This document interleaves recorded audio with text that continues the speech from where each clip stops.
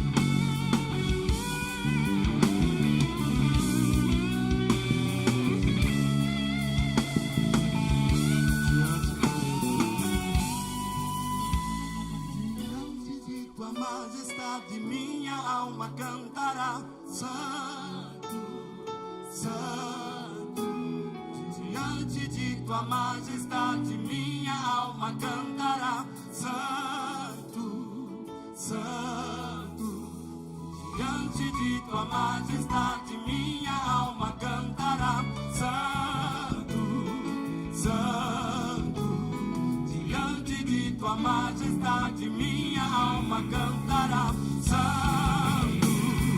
Santo, Santo, Santo, Santo,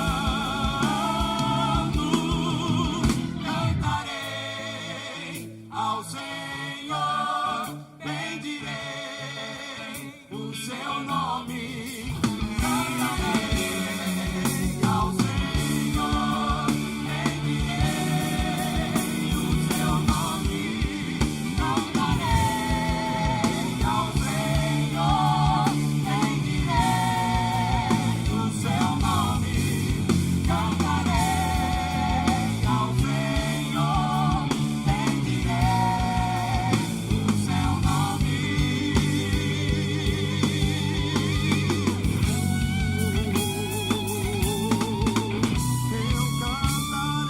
Eu cantarei. Aleluia, aleluia, aleluia, aleluia.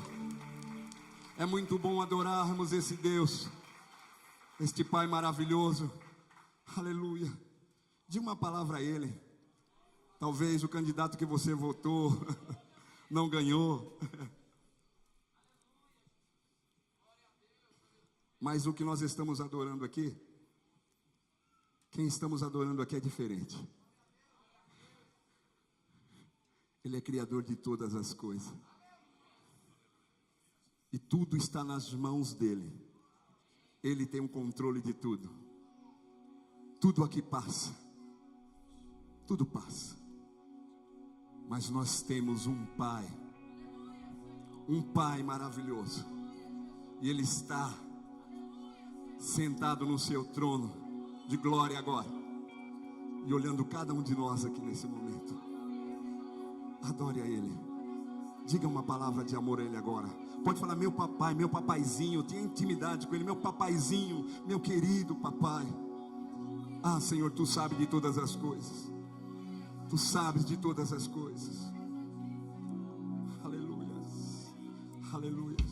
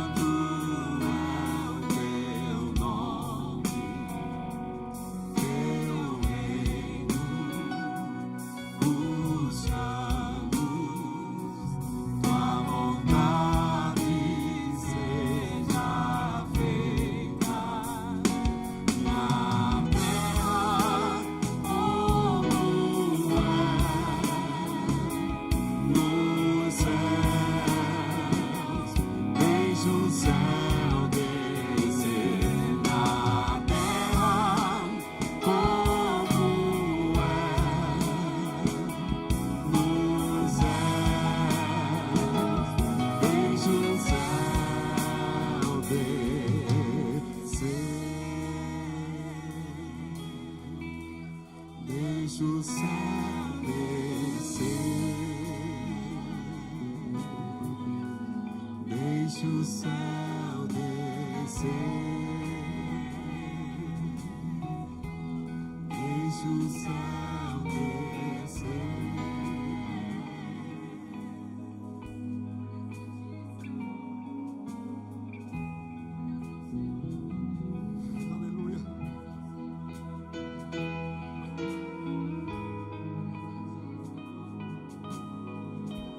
Deixa o céu descer, deixa o céu descer, deixa o céu descer, deixa o céu descer, deixa o céu.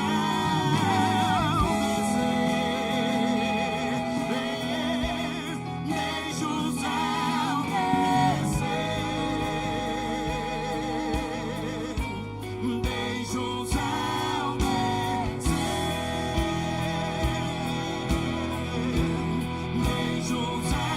descer.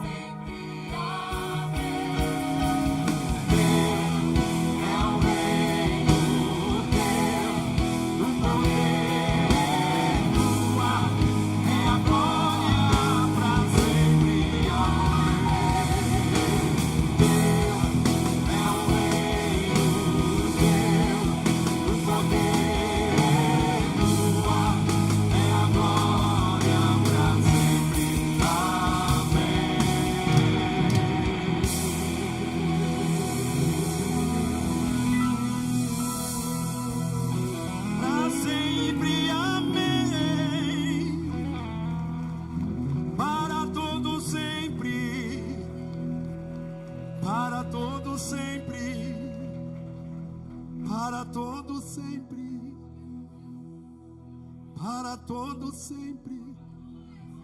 O teu reino não tem fim.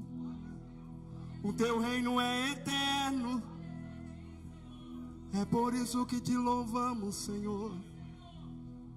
É por isso que glorificamos o teu nome. Tu és Senhor, tu és Senhor.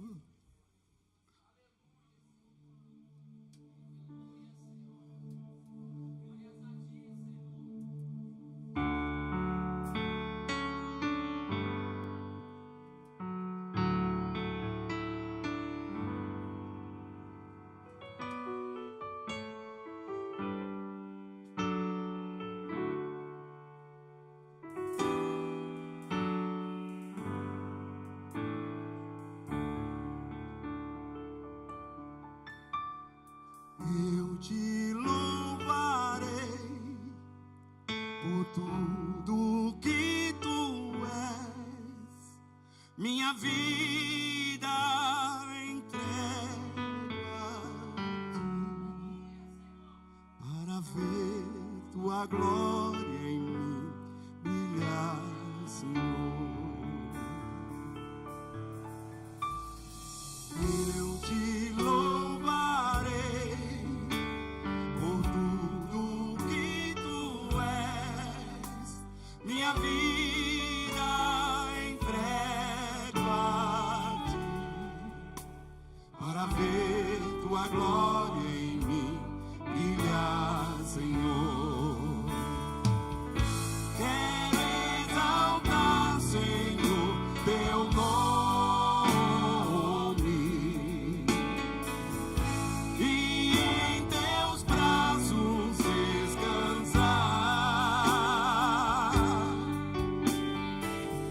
Senhor, tu és o meu escudo.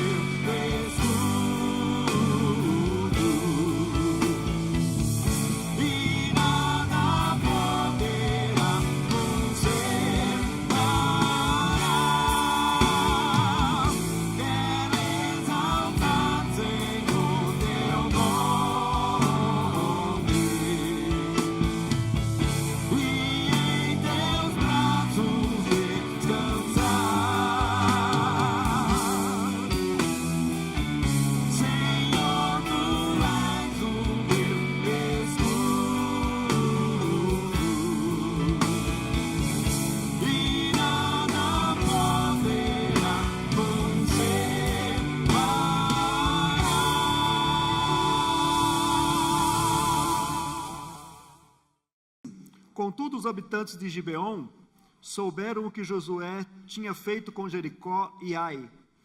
Recorreram a um ardil. Enviaram uma delegação, trazendo jumentos carregados de sacos gastos e vasilhas de couros velhas, rachadas e remendadas. Os homens calçavam sandálias gastas e remendadas, e vestiam roupas velhas. Todos os pães do suprimento deles estavam secos e embolorados ou esmigalhados. Foram a Josué no acampamento de Gilgal e disseram a ele e aos homens de Israel: viemos de uma terra distante, queremos que façam um acordo conosco. Muito bem, para não ficar uma leitura muito extensa, eu vou resumir e contar essa história para você aqui. Esse fato acontece num tempo em que Josué e o povo de Israel, que havia saído de Canaã, saído do Egito, melhor dizendo, caminhado 40 dias pelo deserto, 40 anos pelo deserto, agora eles entram na terra prometida, já haviam conquistado algumas cidades muito importantes, e o feito que Deus tinha feito através desse povo se tornou conhecido de muitos dos habitantes daqueles lugares, e as nações se mobilizam para tentar enfrentá-los de alguma forma, e toda essa região, este povo está pesaroso, temeroso, e procurando alguma forma de enfrentar e de sobreviver. Esses homens, chamados gibeonitas, ou os moradores de Gibeon, sabendo que eles não teriam condições de um enfrentamento bélico, um enfrentamento pela guerra, no campo de batalha, eles estabelecem uma estratégia. A cidade de Gibeon estava na vizinhança da região onde eles estavam, em Gilgal. E eles pensam como que poderiam fazer para conseguir um acordo. Se eles conheciam que Deus, a ordem que Deus tinha dado para eles, a ordem que Deus tinha dado para Josué, que aquele povo fosse eliminado, porque a perversidade e a malignidade deles já tinham chegado a um extremo.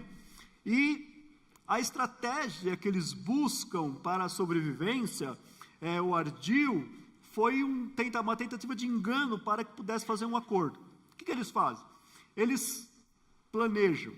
Vamos dizer que nós somos de muito longe daqui, de um lugar aonde eles jamais teriam interesse de chegar. E para conseguir enganá-los, nós vamos pegar aqui da nossa terra a bagagem com sacos velhos, gastos, remendados. Vamos tomar odres, os vasilhames de vinho, já bem velho, destruído, consertado. Usem sandálias velhas, mesmo aquela coisa ruim, bem em estado terrível. Usem isso. E vamos pegar também alguns pães já embolorados, secos, migalhados. Vamos levar tudo isso, vamos chegar lá para eles, pedir um acordo de paz, dizendo que nós somos embaixadores de um país muito distante, e que viemos ali para um acordo, para fazer um acordo, que eles façam um acordo com a gente, de não nos destruir, de não nos matar. Bom, eles conseguem de verdade enganar o povo de Israel, enganar Josué com essa astúcia, com esse ardil. Josué faz um acordo com ele, que 3 dias depois descobre que era uma mentira, que ele era dos vizinhos, e aí os príncipes de Israel queriam eliminar aquele povo, matar aqueles homens, mas aí tinha um acordo, tinha uma palavra empenhada, tinha um juramento feito, eles não podiam fazer isso, e essa história toda acaba com aquele povo, então, já que não podemos matar vocês, vocês se tornarão nossos escravos, vocês vão ser cortadores de lenha, carregadores de águas, e vão ser escravos nossos para todo sempre. E Josué também proferiu sobre eles uma maldição: vocês são para sempre, por todos os dias da vida de vocês, eu os amaldiçoo para que vocês sejam para sempre escravos, nunca mais tenham a sua liberdade. Bom, o aspecto que eu quero abordar desse texto aqui, queridos, não é nem mesmo o fato de Josué ter sido enganado, de não ter consultado ao Senhor, mas eu quero trabalhar um pouco pensando no que esse povo tinha lá na sua terra.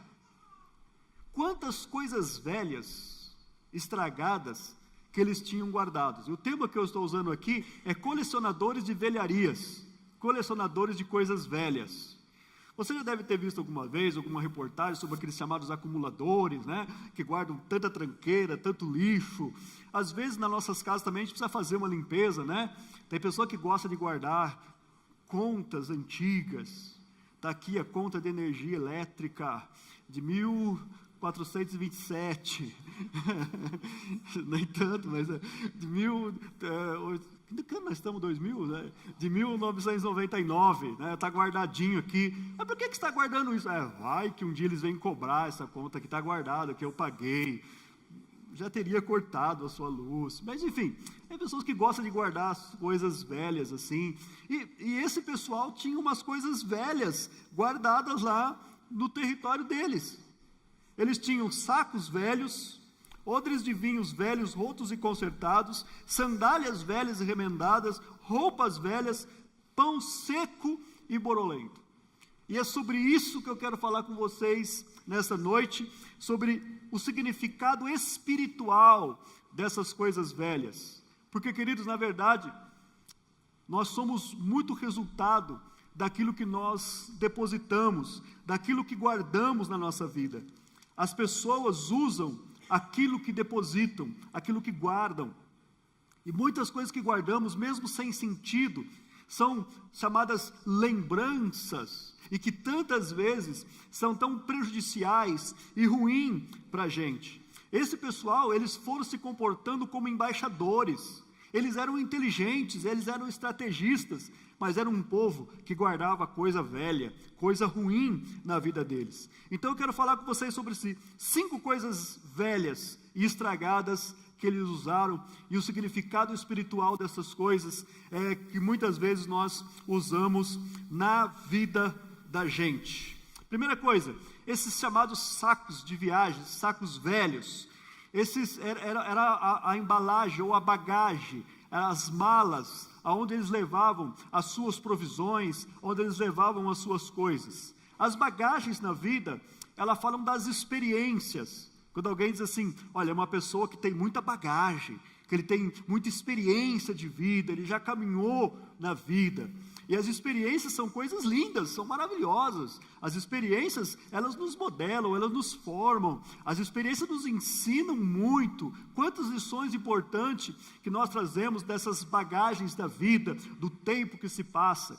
É bom quando você ouve alguém que tem uma experiência de vida, que tem bagagem, você vê aquela pessoa falando com inteligência, com propriedade, e você diz assim, poxa, esse homem, essa mulher, é uma pessoa que tem uma bagagem, ela tem uma experiência de vida, ela tem coisas profundas para nos ensinar. Mas esse pessoal aqui, a experiência de vida deles, era retratada por sacos velhos, rasgados, destruídos, eram coisas ruins.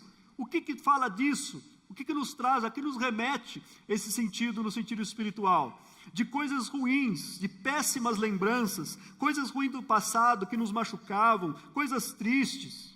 Pode significar aqui a falta de perdão, pecados não tratados, fardos pesados, que muitas vezes as pessoas levam sobre si. Está retratado aqui nessa bagagem, num sentido negativo, desses sacos velhos. Eu não estou me referindo aqui, queridos, a provações, a aflições que passamos na vida, a momentos difíceis, que na verdade ajudam a gente a formar o nosso caráter, que realmente no fogo das provações, das provisões, é que na verdade nós crescemos, nós aprendemos, nós criamos experiências, nós somos aperfeiçoados em Deus e aperfeiçoados na vida. O que eu estou falando aqui é quando acontece de nós guardarmos e vivemos carregando um fardo, um peso em cima de experiências do passado, coisas ruins que nos aconteceram, e a gente fica constantemente trazendo aquilo à memória, trazendo aquilo à lembrança.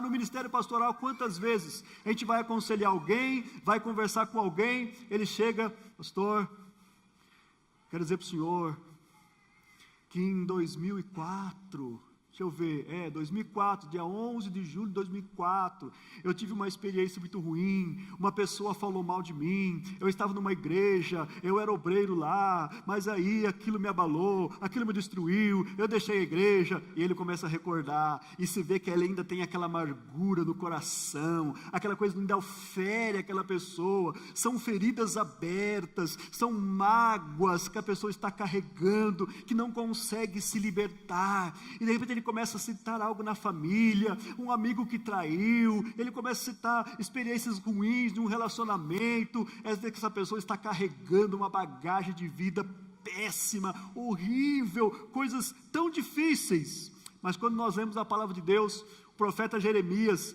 que foi um homem que viveu um dos momentos mais terríveis da sua nação, de destruição da sua nação, ele tem um livro chamado Lamentações de Jeremias, e ele está lamentando e falando de algumas coisas que aconteceram com o seu povo, mas chega um momento no capítulo 3, versículo 21 e 23, que ele diz assim: quero trazer à memória aquilo que me dá esperança. As misericórdias do Senhor são a causa de não sermos consumidos, porque as suas misericórdias não têm fim, se renovam a cada manhã, grande é a sua fidelidade.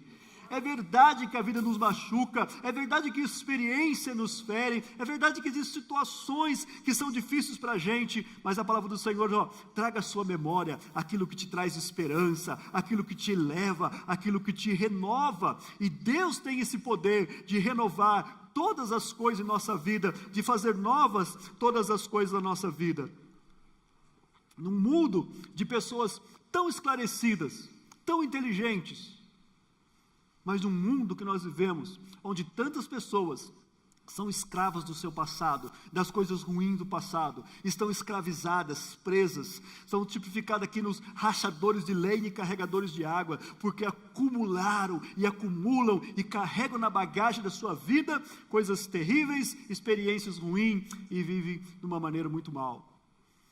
Os consultórios de psicólogos e psiquiatras, os conselheiros, têm tanto trabalho, e muitas vezes nós temos até alguns irmãos e irmãs aqui na igreja que são psicólogos, e nos falam de quantas vezes há um trabalho tão grande para se tentar falar com alguém, mas aquela pessoa está levando um fardo tão pesado, e é muito difícil, é muito complicado. Uma geração de hoje, uma geração conectada, uma geração moderna, mas que ao mesmo tempo vive com tanta dependência de remédios, de medicamentos, que para aliviar esse fardo tão pesado, e tantas vezes são as cargas, as bagagens negativas que ficaram na vida desta pessoa. Carregadores ou colecionadores de velharias, os sacos velhos, as bagagens das experiências de vida. Segundo lugar, eles estavam usando aqui odres de vinhos velhos, rotos e consertado, costurado, emendado. Esse pessoal tinha isso guardado lá com eles, em algum lugar, alguém tinha isso no depósito, tinha lá guardado, e quando eles precisaram, eles tinham umas coisas velhas guardadas lá para ele. É interessante que na linguagem bíblica, o vinho, ele está sempre atrelado a um ambiente de alegria.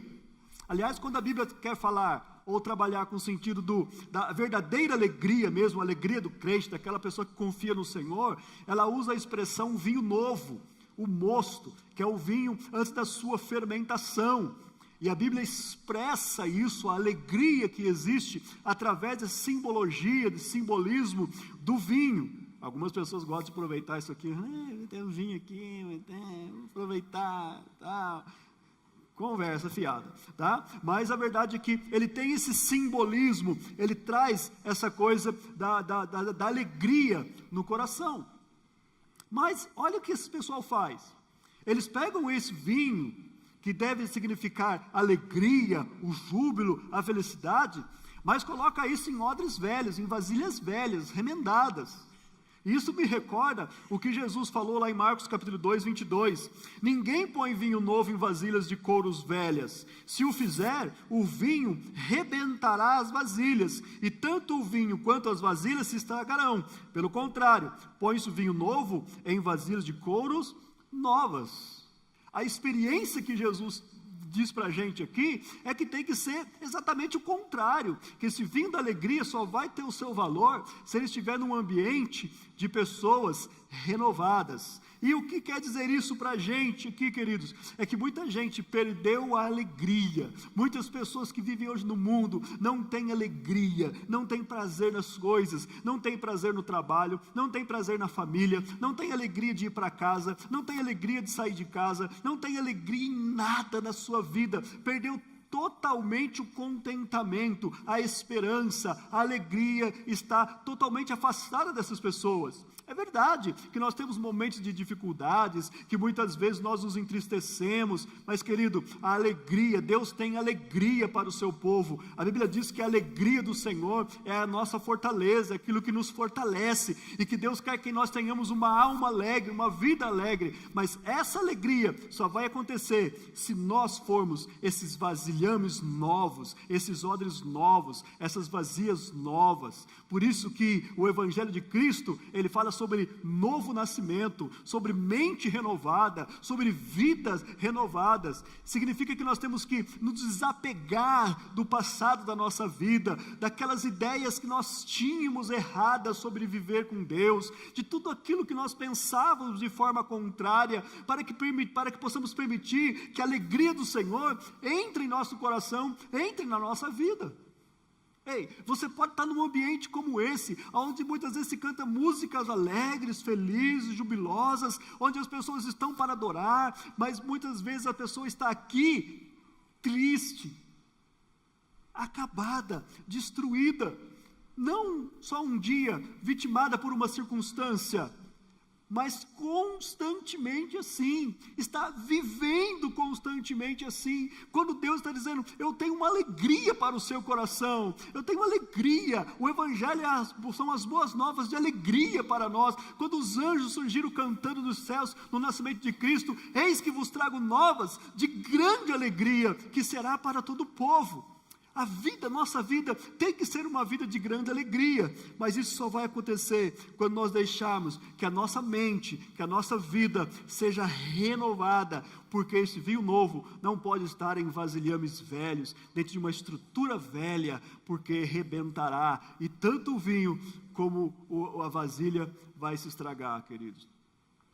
Deus tem a novidade, a alegria, que tanto se fala, que tanto as pessoas dizem, a qualidade de vida, viver com alegria, viver com felicidade, mas quantas pessoas querem viver essa alegria, se afastando de Deus, distanciando de Deus? Mas quando nós nos aproximamos do Evangelho de Cristo, quando nós nos aproximamos de Deus, nós podemos perceber e viver essa alegria para a glória do seu nome, amém? Eles tinham as experiências de vidas velhas, os odres de vinhos velhos, rotos e consertados. Em terceiro lugar, sandálias velhas e remendadas. Um tempo atrás eu recebi, nessas bobeirinhas que o pessoal manda por WhatsApp, eu recebi uma foto assim de um chinelo, daquele chamado chinelo havaiana, né? E ele estava todo costurado, vocês devem ter visto isso com clipes, com alfinete, amarrado com linha e tal, e aí estava escrito embaixo, se arrebentar de novo eu vou jogar fora essa porcaria. O cara tem aquele negócio lá há muito tempo, aquele trem, e ele estava usando ainda, de alguma forma tinha guardado. E quando estava estudando esse texto, me lembrei dessa ilustração, dessa brincadeira que o pessoal fez.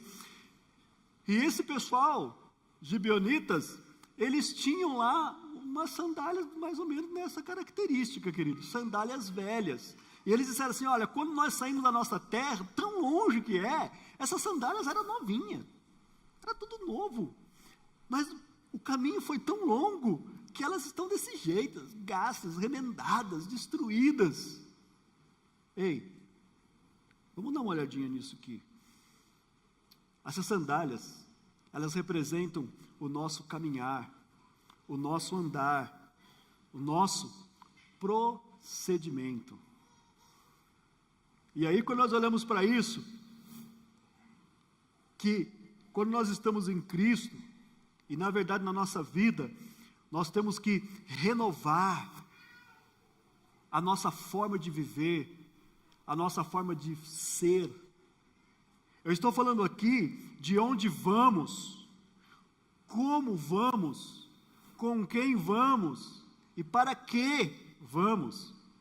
Se você já teve uma experiência e você se tornou um discípulo de Cristo, agora o seu comportamento, o seu modo de vida é diferente. A Bíblia diz: se alguém está em Cristo, nova criatura é. As coisas velhas já passaram, eis que tudo se fez novo.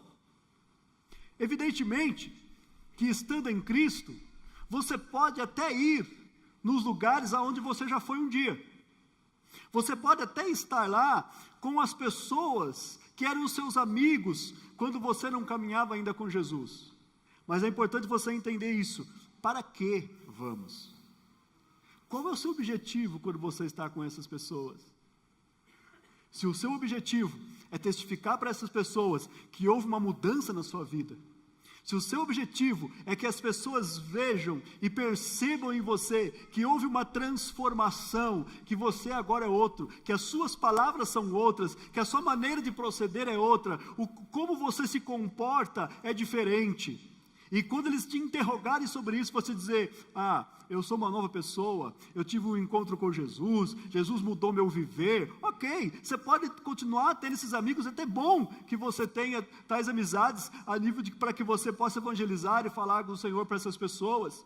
Você pode até ir a esses ambientes, mas desde que você seja consciente de que agora você tem um novo procedimento, uma nova forma, um novo comportamento, um novo padrão de vida, onde quer que você esteja. As sandálias falam do nosso andar, do nosso procedimento. Usar sandálias velhas fala de andar pelos mesmos caminhos antigos, pelos mesmos caminhos da vida pregressa que você teve um dia ou que você está tendo. Olha que o Senhor diz, através do profeta Isaías, no capítulo 55, versículo 7, que o ímpio, abandone o seu caminho e o homem mau os seus pensamentos. Volte-se para o Senhor, que terá misericórdia dele. Volte-se para o nosso Deus, pois ele o perdoará de bom grado. Deixe o seu velho caminho. A exortação da palavra do Senhor é que, mesmo você, ou tendo uma vida de impiedade, você abandona esse caminho. Você tem um novo caminho. O homem mau, a pessoa má, abandone os maus pensamentos. Converta-se para o Senhor. E é interessante que, novamente, a expressão bíblica é: o Senhor terá misericórdia dessa pessoa. Todos os textos aqui, queridos, estamos percebendo que há uma misericórdia vindo ao nosso encontro. Há uma busca, há um socorro, há um Deus que aceita, há um Deus que recebe, não um Deus que está só querendo punir, destruir, mas um Deus que está tratando com bondade, com benignidade, com mansidão e nos chamando para si. Quarta coisa que eles levavam consigo: roupas velhas sobre si. Talvez você, se você tem uma boa imaginação, você está tentando formar aí algumas coisas, um jumentinho. Deve ter sido velho o jumentinho também, já que era tudo velho aqui, pegar um jumentinho velho, aí você imagina lá, aqueles bagagens, aquelas malas velhas, tudo destruído, remendado, eles lá com as sandálias tudo velhas, vasilhas do vinho tudo destruído, costurado, e as roupas também, roupas velhas, destruídas. E isso aqui, não estou falando que eles eram pobres, que eles não tinham, eles tinham, eles estavam usando disfarçadamente, mas só que eles tinham isso guardado. Eles guardaram, numa terra boa, numa terra abundante, numa terra rica, essas pessoas tinham roupas velhas, guardadas lá na casa deles, no guarda-roupa deles, no armário, no baú, sei lá onde que estavam essas roupas velhas aqui. O que é isso espiritualmente? As roupas, elas dizem muito sobre nós. Alguém já disse que as roupas é a nossa identidade. Tem alguém que chega a exagerar, dizer que nós somos aquilo que vestimos. Não sei se seria tanto, né? Que a nossa roupa é uma moldura daquilo que nós somos. Mas, na verdade, aquilo que uma pessoa veste, ela mostra muito aquilo que ela é. Mostra também o seu próprio estado de espírito. Se você um dia está feliz, está alegre e tal, você vai querer vestir roupas alegres também, está bem.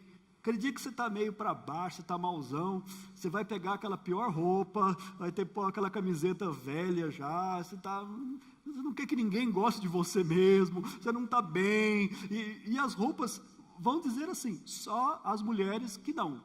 Principalmente quando eu falar de sapato, aí não tem jeito, pode estar para baixo que for, ela vai pôr um sapato bonito tal, e é isso aí, não tem jeito de mudar, mas as roupas falam muito sobre isso, sobre essa característica daquilo que nós somos, nosso estilo de vida, e esse pessoal, o estilo de vida deles, era um estilo de vida antigo, velho, destruído, ruim, e mais uma vez eu recorro à palavra de Deus, Isaías, no capítulo 61, versículo 10, ele diz assim, é grande o meu prazer no Senhor, regozija-se a minha alma em meu Deus, pois ele me vestiu com as vestes da salvação, e sobre mim pôs o manto da justiça, qual noivo que adorna a cabeça como um sacerdote, qual noiva que se enfeita com joias. Olha que coisa linda isso. Ontem nós estivemos celebrando ali um casamento, a filha do nosso irmão José, da irmã Maria, né, a Priscila, casando lá com o Rafa, e que coisa linda, roupas bonitas, todo mundo muito bem adornado, e a palavra do Senhor está dizendo assim, que aquele que está em Cristo, no prazer do Senhor, que a nossa alma deve se regozijar no Senhor, e nós estamos vestidos por dentro, na nossa alma, na justiça, no prazer de Deus, como se fosse uma noiva, como se fosse um noivo, que torna-se o centro das atenções, por estar tão bem, tão apresentável, tão feliz, uma coisa tão linda, que todas as pessoas gostam de ver. O noivo pode caprichar, pôr uns ternos diferentes, umas gravatas com uns trem esquisitos lá, tal, e aí ele fica lá na frente, o pessoal faz umas brincadeiras, olha, mas a hora que a menina chega, né, a noiva, aí muda tudo, fica de pé, e olha, como ela está linda, não sei o quê, aquela coisa toda de casamento, e aí por quê? E aí eles falam, o Senhor nos vestiu assim, com uma noiva que se enfeita com joias. Mas quanta gente está vivendo ainda com as suas roupas velhas? Tem um trecho aqui de uma poesia, não é evangélica, tá bom, queridos? É do Fernando Pessoa, eu achei muito lindo o que ele escreveu. Ele diz assim, há um tempo em que é preciso abandonar as roupas usadas, que já têm a forma do nosso corpo, e esquecer os nossos caminhos, que nos levam sempre aos mesmos lugares. É tempo da travessia, e se não ousarmos fazê-la, teremos ficado para sempre à margem de nós mesmos. Poxa, achei muito lindo isso que ele escreveu.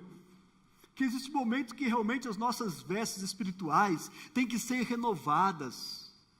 E que nós temos que ter essa mudança em nossa vida, querido. Não estou falando de você ir lá na loja e trocar o seu guarda-roupa, não, embora que seria ótimo fazer isso.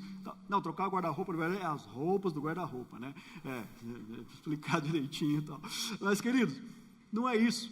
Espiritualmente, nós temos que fazer isso na nossa vida.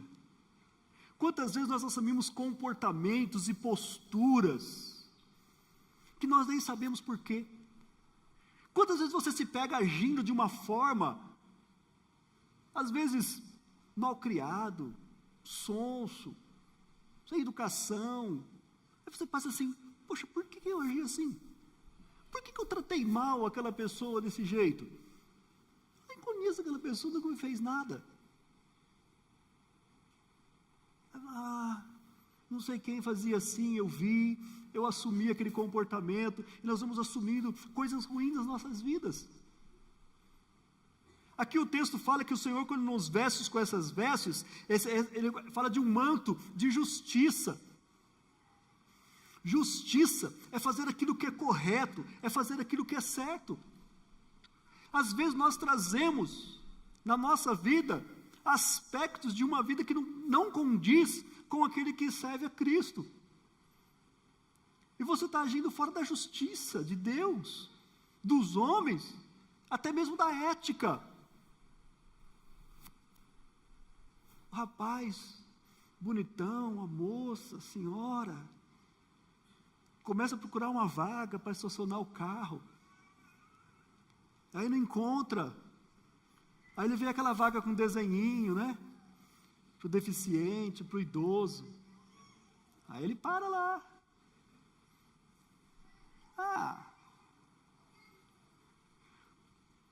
Cadê as vestes de justiça? Às vezes fazendo coisas assim que não tem sentido nenhum na vida.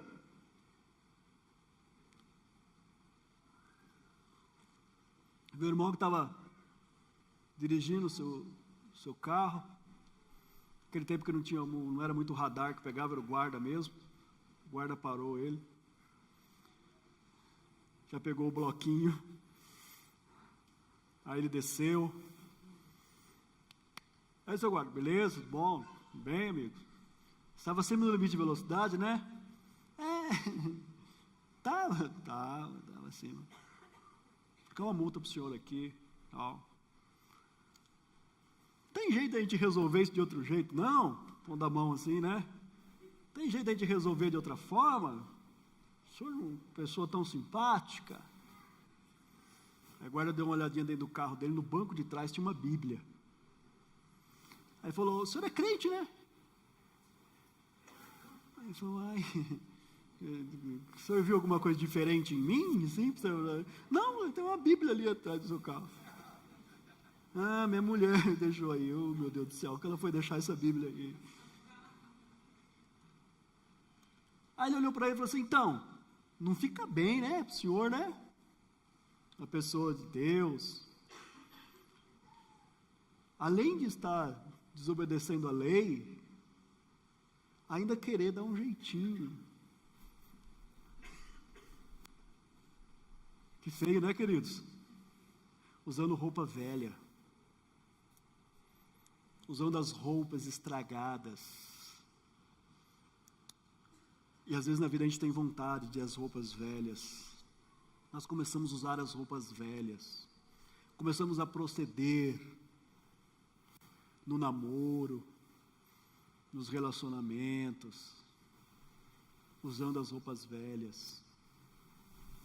A menina começa a namorar, não, vamos orar a Deus, santidade, mas começa a passar o tempo, começa a usar as roupas velhas, comportamento. É grande o meu prazer no Senhor, regozija-se a minha alma em meu Deus, pois Ele me vestiu com as vestes de salvação, e sobre mim pôs o manto da justiça. Qual noivo que adorna a cabeça como um sacerdote, qual noiva que se enfeita com joias? Quinto, pão seco e bolorento. Ei, é normal às vezes a gente guardar alguns pães em casa. Eu, por exemplo, sou fãzão, eu gosto muito de pudim de pão. Quem gosta, diga amém. Eu acho muito bom aquilo. Quem não gosta, fala, não, tem outra gente que não gosta. Cara, aquilo é muito bom.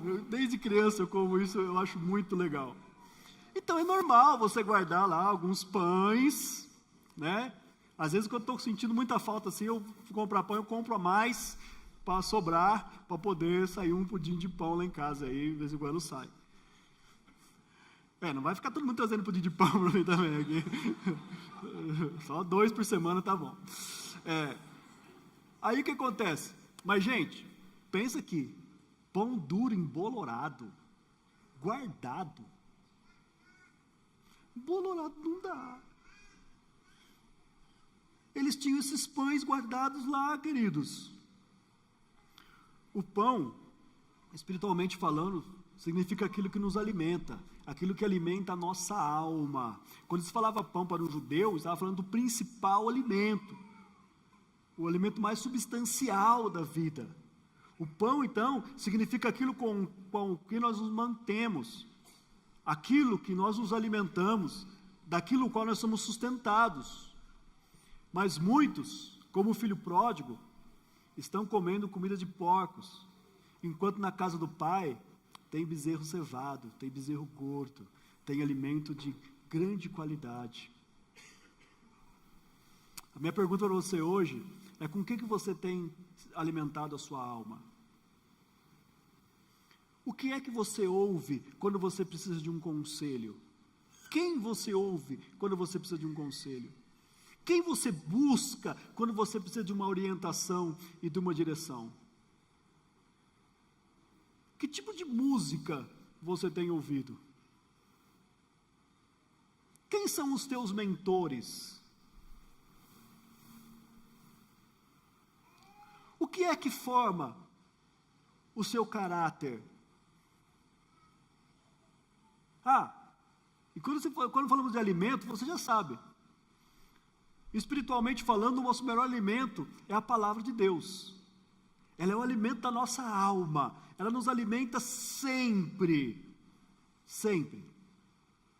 Mesmo quando você está lendo e não está entendendo bem o que está dizendo, a sua alma está sendo alimentada, assim como quando você come uma comida e não conhece os nutrientes, as vitaminas, o que serve, os carboidratos, será que tem naquela comida, mas você está comendo porque você está sendo alimentado. Muitas vezes você está lendo a palavra de Deus, ouvindo a palavra de Deus, até não entendendo muito, mas na verdade aquilo está alimentando você.